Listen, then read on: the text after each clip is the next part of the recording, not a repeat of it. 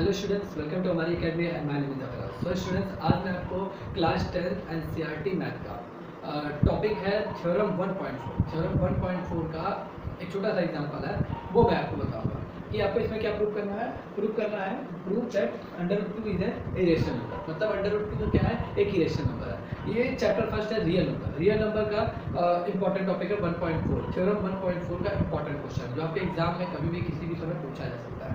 Example भी हमारे exam में पूछा जाता है, तो इंपॉर्टेंट क्वेश्चन है। चलिए देखते हैं। देखिए इसमें क्या प्रूव करना है। इसमें प्रूव करना है कि under root 2 is a irrational number. Prove that under root 2 is irrational number. देखिए हमें मालूम है कि अंडर रूट में जितने भी प्राइम नंबर होंगे वो सब क्या होते हैं? इरेशनल नंबर होते हैं। जाहिर सी बात है, अंडर रूट में जितने भी प्राइम नंबर हो इरेशनल नंबर होते हैं और जितने इम्परफेक्ट नंबर होते हैं वो भी इरेशनल नंबर होते हैं। इरेशनल नंबर होते क्या है? देखिए irrational number are that numbers which can not be written in the form of p/q, जिसे हम p/q के फॉर्म में नहीं लिख सकते हैं। p और q क्या है? p और q इंटीजर्स हैं, जिन्हें हम इंटीजर्स के फॉर्म में नहीं लिख सकते, ठीक है। कैन नॉट बी रिटन, वो आपके क्या होते हैं? इरेशनल नंबर होते हैं, ठीक है।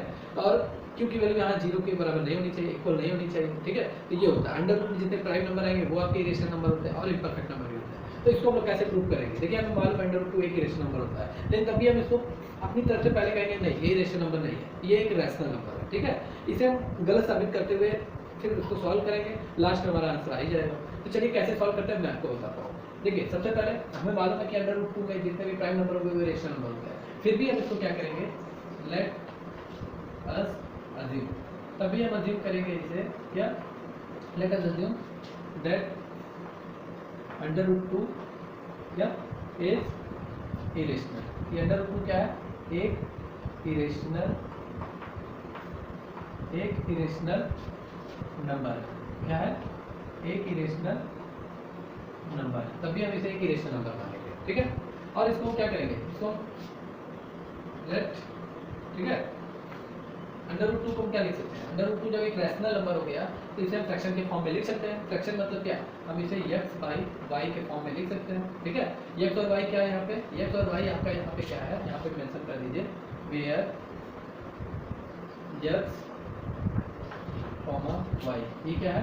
एक इंटीजर्स है, सम इंटीजर्स, ठीक है। सम इंटीजर्स ठीक है। देखिए सम इंटीजर्स है x और y। देखिए रैशनल नंबर क्या होता है? रैशनल नंबर में जिसे हम p/q के फॉर्म में लिख सकते हैं, मतलब rational number which can be written in the form of p/q, जिसे हम p/q के फॉर्म में लिख सकते हैं। और p q इंटीजर्स होते हैं, इंटीजर्स होते हैं। और क्या होते हैं? देखिए रैशनल नंबर जो होते हैं वो आपके को प्राइम नंबर होते हैं, जिनके जो फैक्टर जो होता है ओनली 1 होता है। कॉमन फैक्टर जिनका क्या होता है? ओनली 1 होता है। वो हमारे क्या होते हैं? रैशनल नंबर होते हैं, ठीक है। वो को प्राइम नंबर होते हैं। तो यहाँ पे हम ये भी कह सकते हैं कि x और y अगर रैशनल नंबर है तो ये को प्राइम नंबर है, क्योंकि ये आपस में कभी डिवाइड नहीं होगा। नहीं डिवाइड होगा तभी तो ये लिखा जाएगा रैशनल नंबर के फॉर्म में। जैसे मैं अगर लिख देता हूँ 2/3, ये देखिए 2/3 ये रैशनल नंबर, 3/5 रैशनल नंबर। इनका कॉमन फैक्टर तो 1 ही आ रहा है। दोनों का अगर फैक्टर निकालेंगे तो कॉमन फैक्टर 1 आएगा। तो ये हम और भी क्या कह सकते हैं? कह सकते हैं x और y are also common, are also coprime number. तो ये को प्राइम नंबर भी है, ठीक है। इससे पहले हम ये भी लिख सकते हैं एंड, ठीक है, x एंड y, ठीक है, are also coprime number. क्या है? को प्राइम नंबर। हम इन्हें को प्राइम नंबर भी कह सकते हैं, ठीक है, जिसका कॉमन फैक्टर कितना होता है? कॉमन फैक्टर कितना होता है? ओनली 1 होता है, ओनली 1। तो ये हम कह सकते हैं, ठीक है। इतना क्लियर हुआ था। चलिए अब आगे चलते हैं। आगे अगर हम करेंगे तो क्या? अब देखिए यहाँ पे हम क्या करेंगे? अब हम y का अंडर रूट 2 में मल्टीप्लाई करेंगे, उसको हम 2 पार्ट्स में डिवाइड कर देते हैं। हाँ, इधर मल्टीप्लाई होगा तो under root 2 equals to x by y हमने लिखा।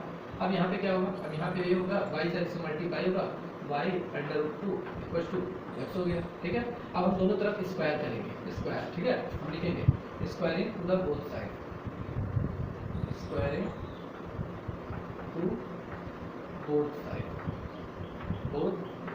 दोनों तरफ हम स्क्वायर करेंगे अंडर रूट को गायब करने के लिए, ठीक है। तो ये हो जाएगा y अंडर रूट 2 का whole square equals to x का होल स्क्वायर। ये हो जाएगा सॉल्व होके y का स्क्वायर इंटू 2, और इधर हम लिख सकते हैं x स्क्वायर, कर सकते हैं। अब यहाँ से हम y स्क्वायर का वैल्यू निकाल लेते हैं। y स्क्वायर का जो वैल्यू आएगा वो आएगा x स्क्वायर अपॉन 2, ये आ गया, ठीक है। अब हम यहाँ से क्या कंक्लूजन निकालेंगे? हम यहाँ से कंक्लूजन निकालेंगे कि एक्स स्क्वायर को कौन डिवाइड कर रहा है, 2 डिवाइड कर रहा है। तो यहाँ पे अगर एक्स मतलब कोई भी एक नंबर होगा, 2 3 4 5 6 कुछ भी हो सकता है जो सकता है। अगर एक्स स्क्वायर 2 से डिवाइड होगा तो ओनली एक्स भी 2 से डिवाइड होगा, ये हम कह सकते हैं। तो यहाँ पे हम कह सकते हैं कि ये कह सकते हैं कि here if x square is divisible by 2, so it also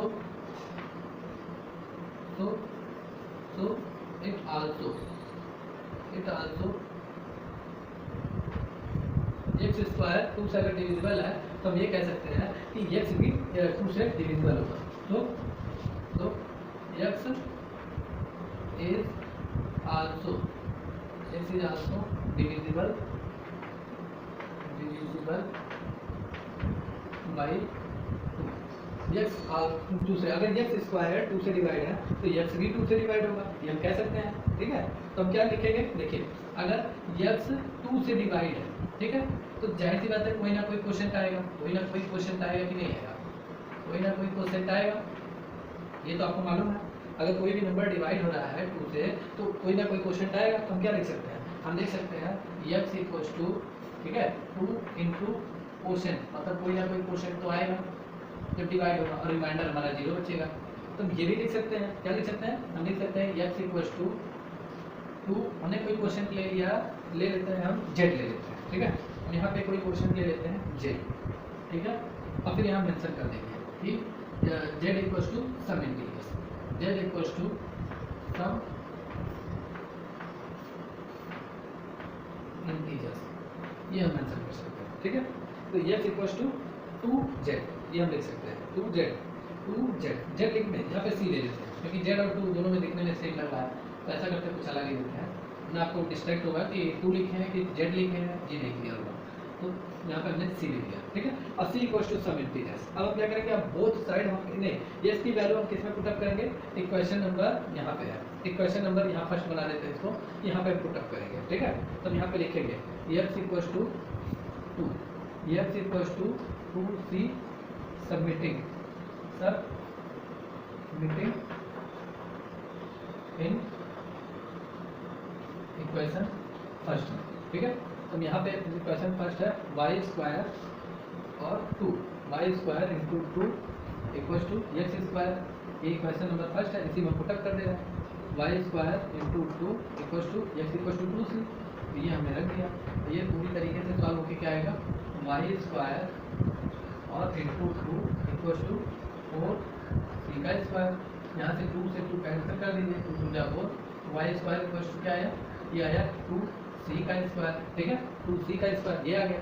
अब यहाँ पे हम c स्क्वायर का वैल्यू निकालेंगे, तो मैं यहाँ से कर रहा हूँ c square equals to Y square upon 2।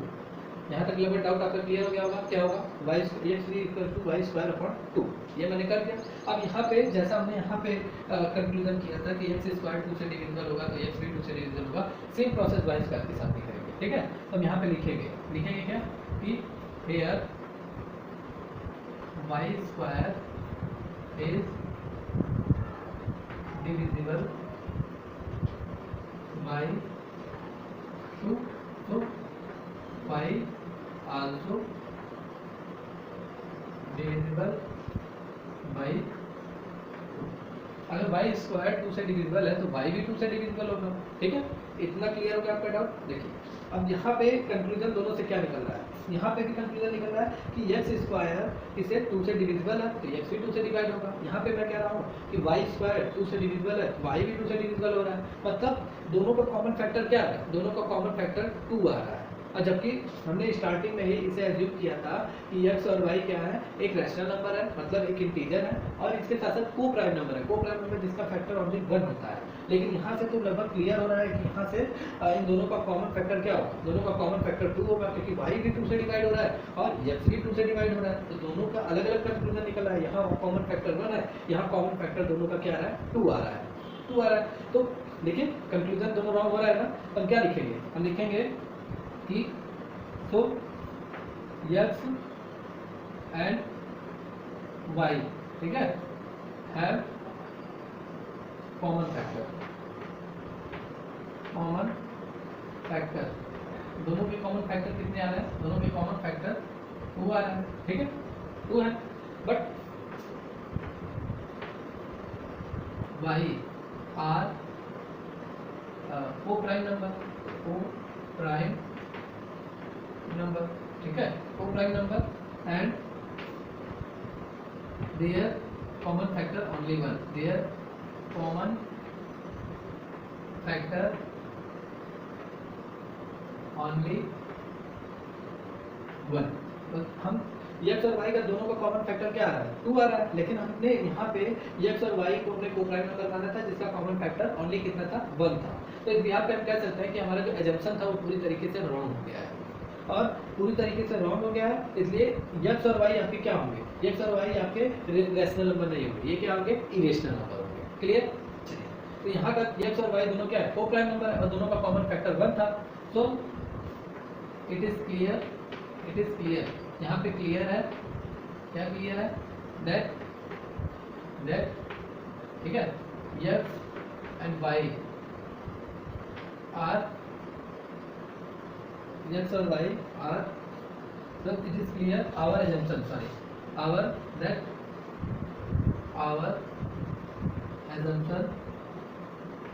हमारा जो assumption हो गया, assumption has been wrong, हमारा assumption जो हो गया वो पूरी तरीके से wrong हो गया है, पूरी तरीके से क्या हो गया? wrong हो गया है। तो we can say हम कह सकते हैं, क्या कह सकते हैं? √2 is इरेशनल नंबर। हम ये कह सकते हैं कि √2 क्या है? एक इरेशनल नंबर है। ये हमारा प्रूव हो चुका है, प्रूव हो गया है, ठीक है। चलिए एक बार मैं और आपका डाउट क्लियर कर देता हूँ, पूरा शुरू से मैं बता देता हूँ। देखिए, सबसे पहले कह रहा है प्रूव कीजिए √2 एक इरेशनल नंबर है। तो सबसे पहले मालूम है कि हाँ √2 में जितने प्राइम नंबर वो इरेशनल नंबर होंगे, तो पहले हम इसको अज्यूम करेंगे। √2 इसे हम क्या मानेंगे? इसे हम रैशनल नंबर मानेंगे। सॉरी, यहाँ पे हमने यहाँ गलत लिख दिया था, ये रैशनल नंबर, इसे हम एक रैशनल नंबर मानेंगे और इसे हम x और y के फॉर्म में लिखेंगे। अगर x और y के फॉर्म में लिखेंगे तो x और y क्या है? एक आपका कुछ इंटीजर्स हैं, सम इंटीजर्स, और x और y आपके क्या होंगे? को प्राइम नंबर होंगे जिनके कॉमन फैक्टर क्या होंगे? ओनली 1 होगा, ठीक है। फिर अगर ये रैशनल नंबर के फॉर्म में लिखेगा तो x और y = 2, इसको हम लेंगे, यहाँ से हम x की वैल्यू निकालेंगे, दोनों तरफ स्क्वायर करेंगे, यहाँ से y स्क्वायर की वैल्यू निकालेंगे, तो यहाँ से हम कंक्लूजन करेंगे कि x स्क्वायर अगर 2 से डिविजिबल है तो x भी 2 से डिविजिबल होगा, ठीक है। तो इसका कॉमन फैक्टर जब 2 से डिविजिबल हो रहा है तो x का कॉमन फैक्टर क्या हो गया? 2 हो गया। फिर हम क्या करेंगे? अगर x 2 से डिवाइड हो रहा है तो जाहिर सी बात है कोई ना कोई क्वेश्चन आएगा, तो हमने c कोई नंबर ले लिया, सम इंटीजर्स हो गया, ठीक है। अब यहाँ x = 2c हम इक्वेशन नंबर फर्स्ट में रखेंगे, यहाँ पे हमने रखा इक्वेशन नंबर फर्स्ट में, इसको सॉल्व किया तो यहाँ पे हमारा y = 2c का स्क्वायर आया, यहाँ से हम c स्क्वायर का वैल्यू निकाल सकते हैं, y². फिर हम यहाँ पे कह सकते हैं कि हियर y² अगर 2 से डिविजिबल है तो y भी 2 से डिविजिबल होगा, मतलब y का कॉमन फैक्टर क्या हो गया? 2 हो गया, ठीक है। तो y का फैक्टर क्या हो गया? 2 हो गया। तो हम यहाँ पे ये कह सकते हैं कि x और y है कॉमन फैक्टर 2, क्योंकि y भी 2 से डिवाइड हो रहा है, x भी 2 से डिवाइड हो रहा है, तो हम कह सकते हैं दोनों का कॉमन फैक्टर 2 है।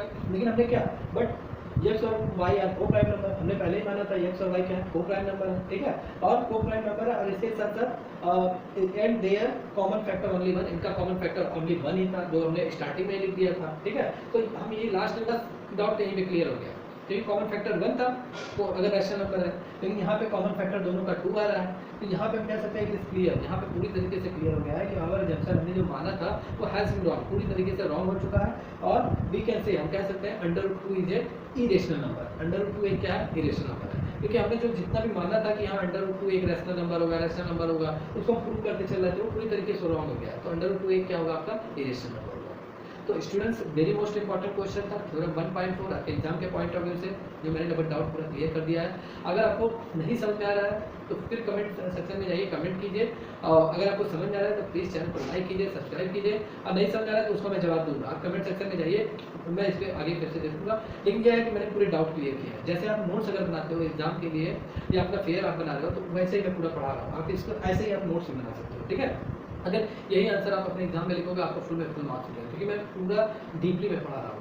तो मैं ये लगभग क्लास 10 का पूरी बुक में सॉल्यूशन करा रहा हूँ, इंपॉर्टेंट है आपके एग्जाम के पॉइंट ऑफ व्यू से। तो जितने लोग चैनल पर नए हैं वो चैनल को लाइक कर लीजिए, सब्सक्राइब कीजिए, ज़्यादा से ज़्यादा लोगों को शेयर कीजिए प्लीज़। तो मिलते हैं नेक्स्ट वीडियो में कुछ नए टॉपिक के साथ, तब तक के लिए टेक केयर।